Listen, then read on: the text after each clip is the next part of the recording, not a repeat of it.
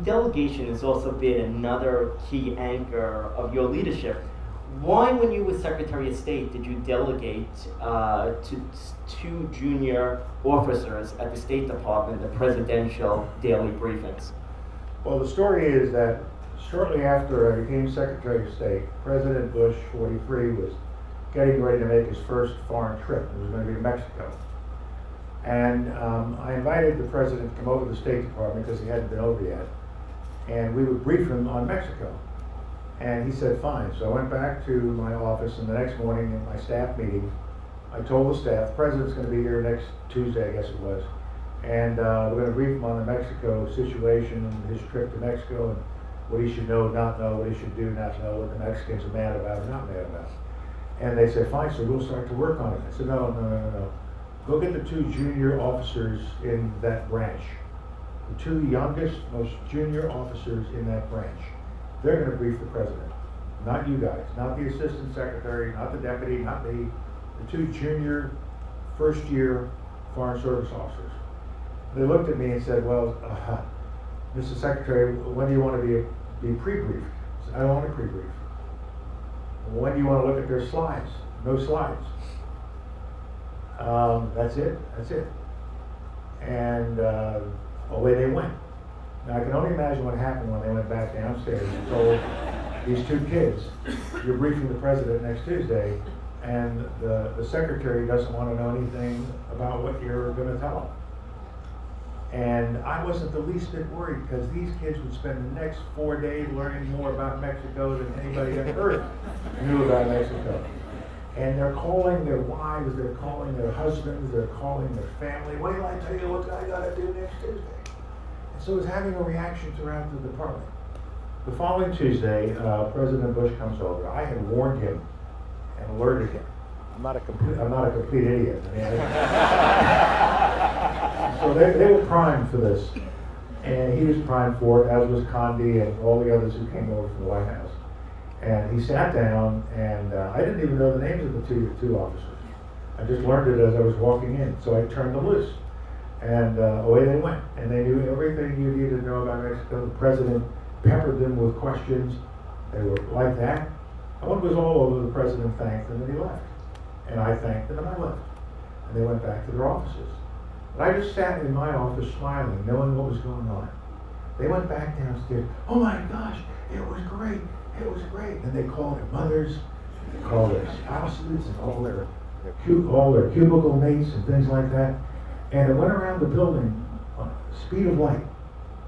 And the message that went around the building, that I was confident would go around the building and would serve me considerable purpose for a long time to come, was he trusted us. The Secretary trusted us. So delegation is always about trusting people. And if you are a leader who has not assembled a team that you can trust, then you're not a great leader. The other story that Joe hasn't mentioned, but I have to tell because I love it. It's my favorite Ronald Reagan story. I'm National Security Advisor to President Reagan. One morning I go into the Oval Office, and I'm alone with the President. He's sitting in his chair right in front of the fireplace. You know the scene. I'm sitting on the couch off to his left. And I'm telling him about this terrible problem I'm working on. You know, the State Department and Defense Department are mad, Commerce is involved, Treasury's involved. Mr. President's just a mess. We got to try to solve it today. He's paying no attention to me whatsoever. He's looking over my shoulder right into the rose garden. So I talk louder, I talk faster. Nothing. And so I don't know what's wrong, what's going on. And so finally, when I'm about out of anything to say or do, he perks up. And he's saying, Colin, look. The squirrels just came and got the nuts I put in the rose garden this morning. And I said, yes, Mr. President, I gotta go now. And so I left his office, went back to my office in the corner office of the West Wing, and just sat there thinking, what the devil was that all about? And then it struck me, and it should have been patently obvious. What he was saying was, Colin, you know, I love you. This thing really is broken, by the way. Colin, I love you. And I will sit here for as long as you want me to, listening to you tell me about your problem. You let me know when I have a problem.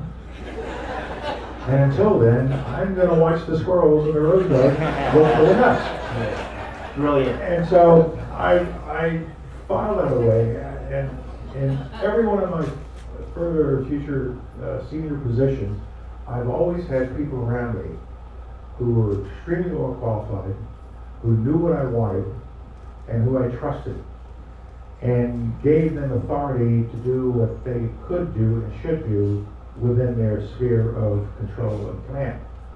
And what I found by doing it that way is, hey, he trusts us. Don't ever let him down. He trusts us. And you build a bond of trust within an organization like that, and it makes for a very tight-knit, tough organization.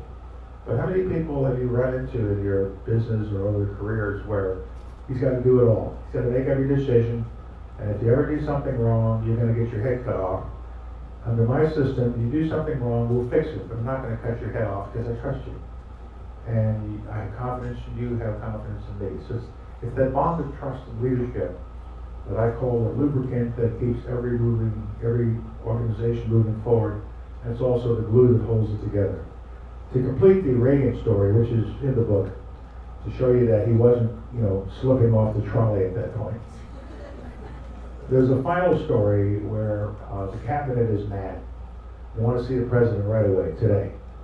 And so I arrange it, we all go marching into the Oval, and Reagan's sitting there. And clearly it's going to be a problem for him, not for me. And so they said, Mr. President, the Japanese are full of money and they're buying everything they can get their hands on. They bought Rockefeller Center, for God's sake. They bought Pebble Beach Golf Course. We spared nothing. It's got masking tape over. Where they spared nothing, they even bought Pebble Beach.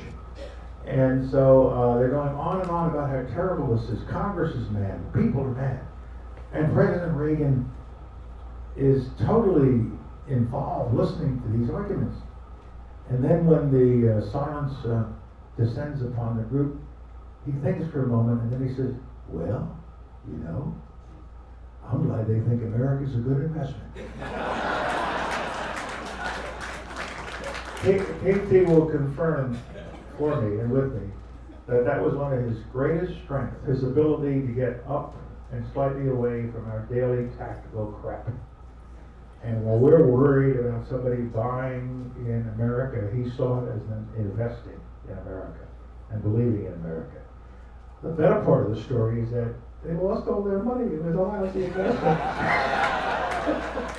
We got it all back. We own it all back.